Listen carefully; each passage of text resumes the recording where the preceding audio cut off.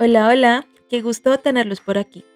En el canal tenemos de todo un poco, así que échale un vistazo. Quizás encuentres algo que te haga decir, esto sí me interesa.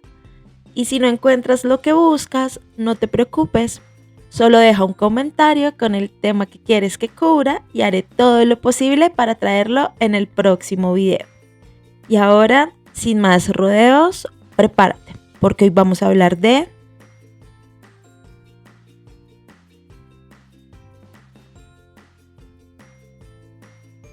Imaginemos por un segundo que la mente humana es como digamos, una supercomputadora. Ujú. Cuando hay una lectura casual, algo solo para pasar el rato, es como tener una aplicación corriendo en segundo plano. Consume muy poca memoria RAM, el ventilador de la computadora ni suena. Y ni te das cuenta de que está operando, claro. Exacto, tal cual. Pero cuando se lee críticamente, cuando de verdad se necesita dominar la información de un texto complejo, pues el cerebro activa un software de procesamiento de datos masivos. Totalmente. Leer no es simplemente decodificar un montón de letras impresas en un papel. Es una operación mental tremendamente compleja. Quienes nos escuchan seguramente han experimentado esa diferencia abismal entre simplemente pasar los ojos por un párrafo y verdaderamente hackear su significado para hacerlo propio. Es una diferencia que se siente físicamente, casi. Sí, sí. Y por eso nuestra misión en este análisis de hoy es precisamente esa: desentrañar cómo funciona esa maquinaria oculta en el cerebro y cómo se puede evaluar de forma objetiva. Y para lograrlo tenemos un mapa de ruta fascinante. Así es. Y la base de nuestra conversación de hoy es un material realmente revelador. Estamos analizando los documentos oficiales del Marco de Referencia de Lectura Crítica del ICEFES, Ajá. diseñados específicamente para las pruebas Saber Pro en Colombia. Y bueno, esto viene junto con sus módulos tácticos de preparación.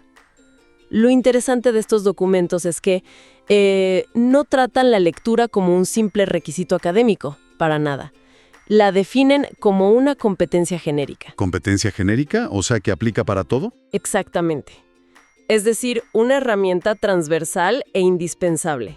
No solo para aprobar un examen, sino para participar en una sociedad democrática, evaluar verdades complejas y, pues, no sucumbir ante la manipulación en esta era de sobreinformación. Suena a un propósito muy noble, muy idealista, pero me pregunto si en la práctica diaria es tan así. O sea, pensemos en cualquier persona de nuestra audiencia que lee un manual de instrucciones para armar un mueble, o que revisa las cláusulas de un contrato de arrendamiento. ¿Realmente está ejerciendo una competencia democrática ahí? ¿O es solo un tema de supervivencia básica para que no le cobren de más? Es una excelente observación. Y la verdad es que la respuesta abarca ambos extremos. La supervivencia básica de entender un contrato, pues, es el primer nivel de esa misma competencia. Claro. Si no se puede analizar la intención detrás de una cláusula abusiva en un contrato, mucho menos se podrá diseccionar el discurso de una figura política o identificar el sesgo en una noticia internacional. Por eso, los documentos se apoyan en modelos cognitivos tan robustos de la psicología. ¿Cómo cuáles? Nos hablan, por ejemplo, del modelo de construcción-integración de Kinch y también del modelo de construcción de estructuras de Gernsbacher. Espera un momento, porque modelo de construcción-integración de Kinch suena a una clase de física cuántica o ingeniería civil avanzada. Poco, sí. Si aplicamos la regla de oro de explicarlo en términos cotidianos, ¿qué es exactamente lo que hace el cerebro según estos modelos cuando nos enfrentamos a una página llena de texto? Bueno, en términos sencillos, estos modelos explican que el cerebro no absorbe el texto como si fuera una esponja pasiva. Al contrario, construye un edificio mental bloque por bloque. Y la base de ese edificio, lo que llaman el nivel ejecutivo, es la capacidad de identificar y localizar. Identificar y localizar. Ajá, consiste en hallar, limitar y extraer información que está explícita. Los nombres, los lugares, los datos duros. Es como, a ver si entiendo, como entrar a una habitación desconocida y hacer un inventario rápido. Hay una silla de madera, hay una mesa de cristal, la pared es azul. Es la información que está ahí a simple vista, sin buscarle tres pies al gato. Esa es la analogía perfecta, un inventario. En lingüística, a eso se llama comprender la estructura de superficie. Ujú. Pero el verdadero procesamiento cognitivo, digamos, la construcción del edificio real, arranca con la siguiente capacidad: que es inferir.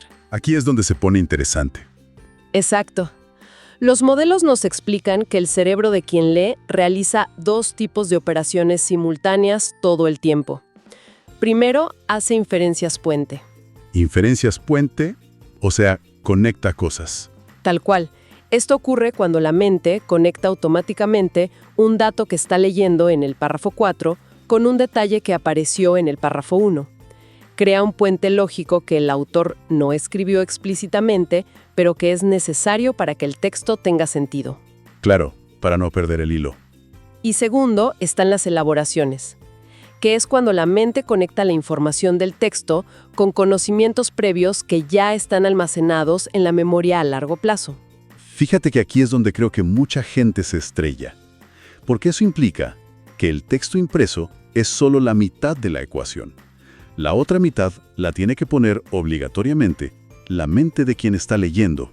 Totalmente de acuerdo. Si el texto dice, por ejemplo, el cielo se puso gris y la gente abrió paraguas, el cerebro hace la elaboración usando su conocimiento del mundo para concluir, está lloviendo, aunque la palabra lluvia jamás aparezca en la página. Exacto, esa es una elaboración perfecta. Y luego, los módulos de preparación hacen muchísimo énfasis en otra capacidad, que es generalizar. Destilar la esencia pura de un mensaje, reemplazando proposiciones largas por otras más simples, sin alterar el sentido. Pero ahí me surge una duda enorme. A ver, dime. Con tanta información entrando, con puentes lógicos y elaboraciones ocurriendo por milisegundo en la cabeza, ¿cómo hace la mente para no sobrecargarse y colapsar? Esa es quizás la parte más brillante del modelo de Gernsbacher. Para no colapsar, el cerebro utiliza algo llamado el mecanismo de supresión. Mecanismo de supresión. Que está íntimamente ligado a la omisión progresiva.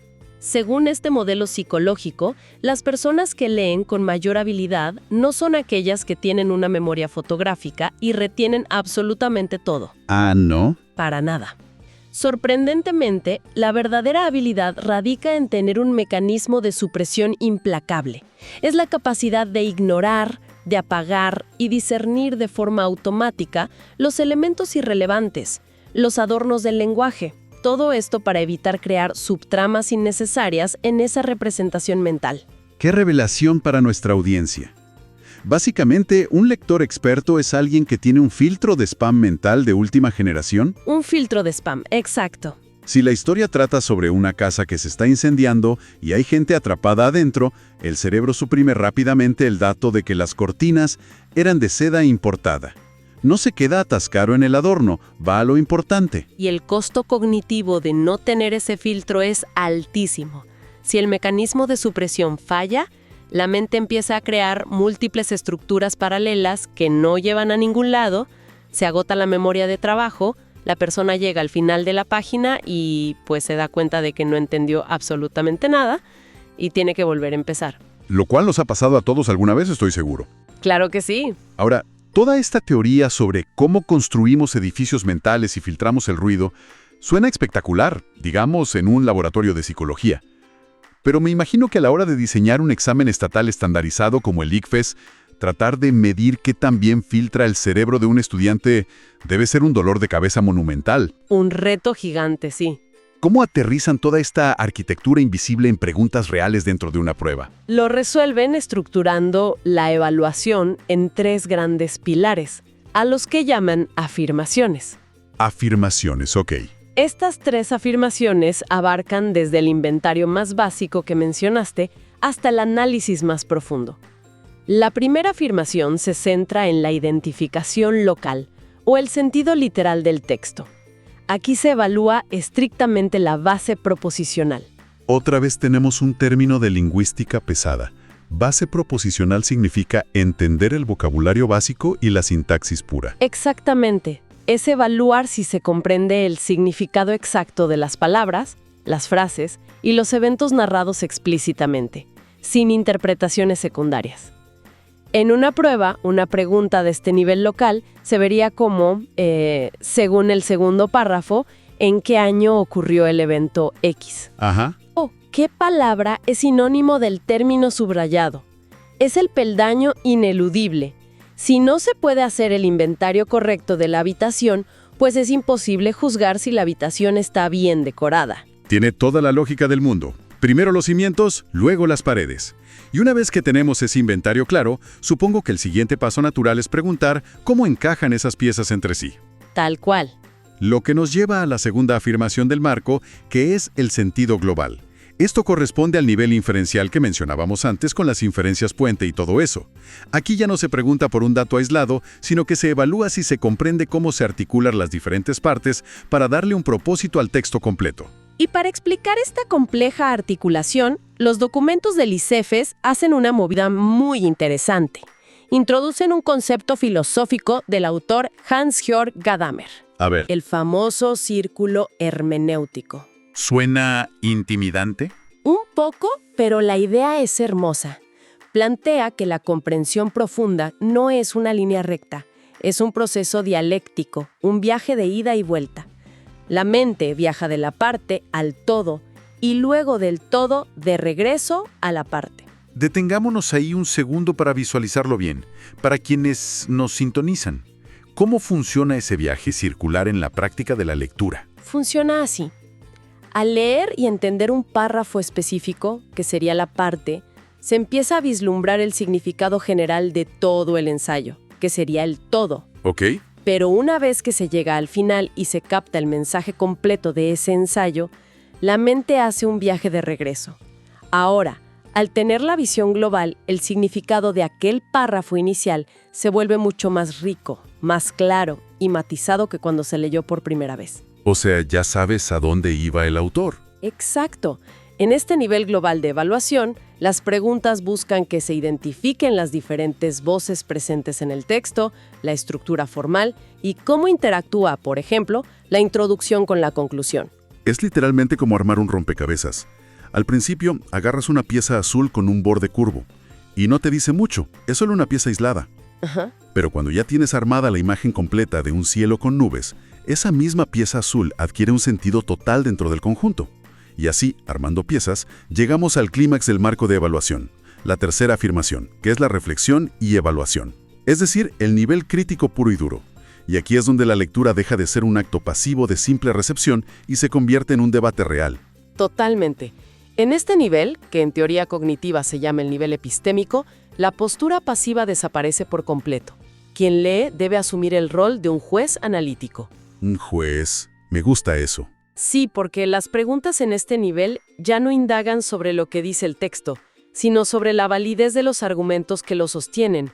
Exigen reconocer las estrategias discursivas del autor. Claro. Hay que preguntarse, ¿el autor está apelando a datos lógicos o está manipulando a través de la emoción? ¿Está utilizando ironía o sarcasmo que cambia el sentido literal de sus palabras? También implica algo fundamental, que es identificar los sesgos valorativos. Ese último punto es crucial, fíjate, porque los módulos mencionan que leer críticamente significa comprender que cada texto representa una perspectiva muy particular y, por definición matemática casi, excluye otras perspectivas posibles. Identificar qué voces o qué datos está dejando deliberadamente por fuera un autor es probablemente la habilidad más avanzada de todas. Requiere una agilidad mental tremenda. Y esa agilidad mental es puesta a prueba no solo por la profundidad de las preguntas, sino por el formato mismo de la información. Porque, a ver, el cerebro no puede utilizar la misma marcha cognitiva para leer un poema que para leer una gráfica de estadísticas económicas. Claro, se fundiría el motor. Debe adaptarse al terreno. Por eso el marco de referencia dedica una sección completa a trazar un mapa meticuloso de los tipos de textos que componen la prueba. Un mapa que, revisando los documentos, clasifica todo en formatos continuos, discontinuos y mixtos. Si nos adentramos en esa clasificación para nuestra audiencia, empecemos por el territorio más familiar, los textos continuos, aquellos que leemos tradicionalmente de izquierda a derecha, estructurados ordenadamente en oraciones y párrafos. Pero incluso dentro de este grupo aparentemente uniforme, hay divisiones abismales. Uy, sí. Las divisiones radican en la intención retórica. Por un lado están los textos literarios, como los cuentos o fragmentos de novelas. Estos siguen una gramática narrativa clásica de personajes, tiempo y espacio, y su propósito es estético. ¿Buscan entretener o conmover? Exacto. El cerebro los procesa buscando empatía o imaginación. Pero por otro lado están los textos informativos, que operan con reglas totalmente distintas.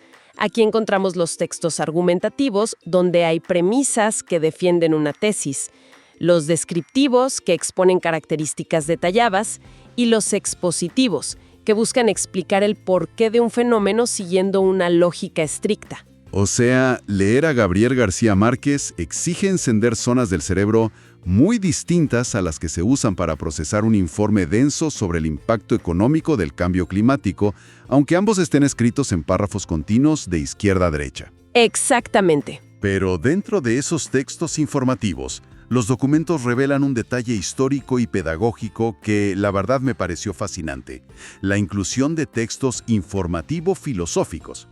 Para dar un poco de contexto a quienes nos escuchan, históricamente en este examen estatal había una prueba separada de filosofía y otra de lenguaje. Luego decidieron fusionarlas en esto que hoy llaman lectura crítica. Lo interesante es que el marco aclara, casi con luces de neón, que bajo ninguna circunstancia se está evaluando la historia de la filosofía. Y es una distinción pedagógica brillante y muy necesaria. Al fusionar las pruebas, el objetivo no era castigar a quien no recordara en qué siglo vivió Immanuel Kant o cuál es la definición enciclopédica del mito de la caverna. Claro, no es de memoria. Analítico en su nivel de abstracción más alto. No importa el contexto histórico del autor. Lo que se evalúa es la capacidad de desarmar la mecánica del argumento que se presenta en ese fragmento específico. Básicamente usan a la filosofía como el gimnasio definitivo para el razonamiento lógico. Si alguien puede diseccionar un dilema ético complejo basado únicamente en las premisas que le da el texto, pues ha demostrado un dominio total de las tres afirmaciones.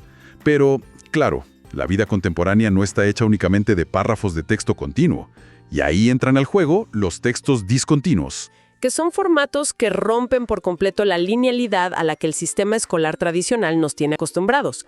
Hablamos de cómics, infografías, manuales de ensamblaje, tablas estadísticas y avisos publicitarios. que los vemos todos los días. Todos los días.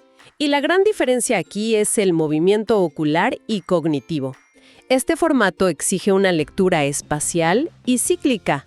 La mirada no fluye dócilmente en una sola dirección. Tiene que saltar y conectar múltiples elementos que están esparcidos por todo el plano visual para poder construir un sentido unificado. Sí, hay que mirar el gráfico de barras a la izquierda, luego cruzar esa información con la letra pequeña que está en el margen inferior derecho y luego relacionar todo con el título en negrita. Y esto se vuelve un desafío extremo cuando el marco menciona los textos mixtos y múltiples, aquellos que combinan un diagrama complejo con un párrafo denso de texto expositivo. Es el famoso latigazo cognitivo. Cambiar de engranaje mental de un formato a otro en cuestión de milisegundos. Es precisamente esa inmensa variación de formatos y niveles de profundidad lo que puede hacer naufragar a cualquier persona si no cuenta con una táctica clara. Porque no basta con conocer la teoría detrás del mecanismo de supresión o del círculo hermenéutico. Se necesitan herramientas prácticas para el momento de enfrentarse al papel. Lo que nos da la transición perfecta para entrar a nuestra cuarta y última parada en este recorrido. Extraídas directamente de los módulos de preparación táctica para la prueba, hay estrategias muy concretas para atacar la información. Basándonos en todo el mapa de operaciones mentales que hemos dibujado, ¿cómo se debería abordar un texto estratégicamente desde el primer segundo? La instrucción más enfática del módulo de preparación es lo que denominan la lectura estricta del enunciado. Suena muy básico, ¿no? Lee bien la pregunta. Puede sonar a consejo básico, de escuela primaria, sí, pero cognitivamente es fundamental. La pregunta o el enunciado de un ejercicio no es un simple formalismo, es la brújula que preconfigura el cerebro. Leer la instrucción con absoluta atención calibra el radar mental. Ajá. Le indica al cerebro si debe activar un mecanismo de búsqueda local para extraer un dato minúsculo o si debe encender los macroprocesos para buscar la intención oculta en todo el documento. Es decir, si la pregunta busca un detalle hiperespecífico, como un porcentaje en una tabla, pues es un desperdicio de energía cognitiva intentar analizar la postura filosófica del autor. Totalmente. Te agotas sin necesidad. La segunda estrategia me parece clave para la vida misma. La identificación de la intención. En términos llanos, es preguntarse inmediatamente, ¿a qué está jugando este texto? Y esa intención se descubre cruzando rápidamente la lectura con la tipología del mapa de textos que acabamos de ver. Si al leer las primeras líneas se detecta que es un texto argumentativo, el cerebro debe generar una alerta. La intención aquí es persuadir, convencer de una tesis.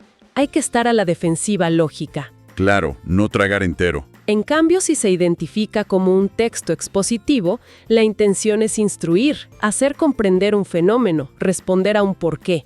Entender a qué juega el texto permite anticipar su estructura y no ser arrastrado ciegamente por la retórica del autor. Se trata de estar siempre un paso por delante de quien escribió el documento. Y la tercera estrategia táctica es quizás la más milimétrica de todas: el análisis exhaustivo de los conectores lógicos. Los lingüistas los llaman marcadores morfosintácticos. En la práctica son las señales de tránsito del texto. Señales de tránsito. Sí, palabras aparentemente inofensivas como sin embargo, por lo tanto, además, no obstante, en conclusión. Prestar una atención milimétrica a estas palabras hace la diferencia entre comprender o fracasar. Un ejemplo concreto aclara esto muchísimo, fíjate. Si en texto dice, el proyecto prometía reducir la pobreza y mejorar la infraestructura, ahí el cerebro asume un tono positivo. Pero si la siguiente palabra es sin embargo, esa pequeña señal de tránsito le advierte a la mente que toda la premisa positiva va a ser contradicha o severamente matizada. Exacto. Si alguien lee muy rápido, por encima, y su mecanismo de supresión filtra por error ese sin embargo, el golpe contra la pared argumentativa está asegurado. Llegará a la conclusión exactamente opuesta a la del autor. Son las pequeñas bisagras sobre las que giran puertas gigantes de información. Sin lugar a dudas, dominar la lectura del enunciado, identificar la intención subyacente y seguir rigurosamente esas señales de tránsito morfosintácticas son las tácticas que permiten cristalizar todo el proceso cognitivo complejo en resultados tangibles y medibles. Y para ir cerrando este inmenso análisis de hoy, hagamos una síntesis del valor de todo lo que hemos puesto sobre la mesa. ¿Por qué es crucial entender esto, mucho más allá de obtener un buen puntaje en una prueba estatal colombiana? Porque vivir en la actualidad exige tener estas herramientas afiladas.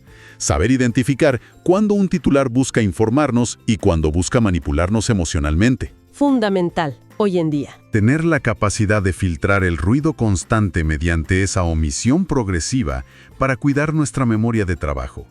Comprender que cada artículo, video o ensayo deja voces por fuera deliberadamente. Estos son, sin exagerar, superpoderes contemporáneos. Son el sistema inmunológico mental necesario para prosperar en una era dominada por discursos polarizantes y toneladas de información que viaja a la velocidad de la luz. Y conectando esa idea del ritmo actual de la información, hay una reflexión final muy provocativa que surge de una limitación que los propios documentos del ICEFES confiesan abiertamente. Ah, sí, esto es interesantísimo. El marco de referencia reconoce que, debido a que esta es una evaluación masiva, estandarizada e impresa en papel, no están logrando evaluar textos multimodales interactivos, hipertextos ni entornos puramente digitales. Se quedan en el papel. Se quedan ahí. Y esto contrasta con marcos internacionales como la famosa prueba PISA, que ya están midiendo cómo la juventud navega por Internet, cómo contrastan fuentes en tiempo real y cómo interactúan con formatos no estáticos. Es la limitación ineludible del formato físico. El papel es estático, no tiene botones, no tiene enlaces que te lleven a otra página al instante. La realidad actual ya desbordó por completo los bordes de la página impresa. Lo cual nos deja frente a un panorama lleno de interrogantes fascinantes para cualquiera. Si la inmensa mayoría de los textos que se consumen hoy en día son absolutamente fluidos, repletos de hipervínculos que saltan a ventanas emergentes, audios y videos incrustados, ¿qué va a pasar con los modelos cognitivos de Kinch y Gernsbacher? Claro, se mantienen igual. Esferas de la vida al texto continuo impreso. ¿Cómo se adaptará el mecanismo de supresión del cerebro humano para no enloquecer con tantos estímulos? En una década, cuando la idea de un texto con un principio y un final cerrado parezca anticuado, ¿el cerebro seguirá leyendo y construyendo edificios mentales de la misma manera? Es una frontera apasionante. Probablemente nuestro software mental de procesamiento esté al borde de requerir una actualización evolutiva masiva para poder lidiar de forma saludable con la era del hipertexto infinito. Y con esa gran pregunta retumbando en la cabeza, ponemos punto final a nuestro recorrido. Ojalá que la próxima vez que tengan cualquier documento enfrente, ya sea un tratado filosófico denso, una gráfica de barras o los larguísimos términos y condiciones de una aplicación, puedan devorarlo con nuevos ojos. Con la mirada afilada de un analista. Exacto. Que rastree intenciones, detecta señales de tránsito y sobre todo sabe escuchar los silencios de lo que el texto decidió no decir. Hasta la próxima inmersión profunda. Gracias por llegar hasta el final del video. Si te gustó, no olvides dejar tu like, suscribirte y comentar, que así nos ayudas un montón a llegar a más gente. Y solo me resta decirte, nos vemos en el próximo video.